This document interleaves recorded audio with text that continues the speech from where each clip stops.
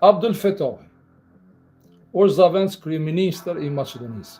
Me dhoni deklarat të këtillë që shë ka dhonë kë, jeni bo bajat me këtë UÇK, është vërtet më shumë se skandalozë.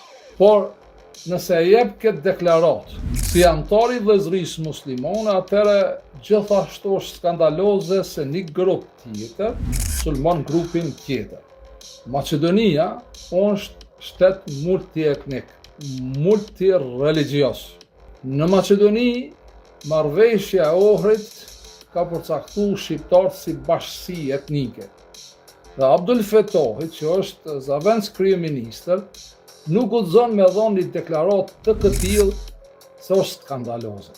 Dhe është luftë nxitse ku Abdul Fetohi ju shpoll luftë jo vetëm shqiptarëve të Maqedonisë, që kanë një histori me konfliktin e vitit 2001, po ju shpoll luftë edhe shqiptarëve të Kosovës edhe të Shqipërisë, me deklaratën e tij skandaloze nga pozicioni ku është në vend që të mirret me punët e qeverisë, ta bëj jetën e qytetarëve të jetë më e sigurt, më e rahatshme, me prosperitet në aspektin ekonomik.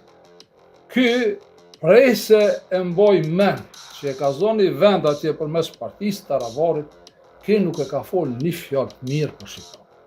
Megjithatë, kryeministri i Maqedonisë Mickovski ka folë mirë ndonjëherë, por ky asnjëherë nuk ka folë mirë.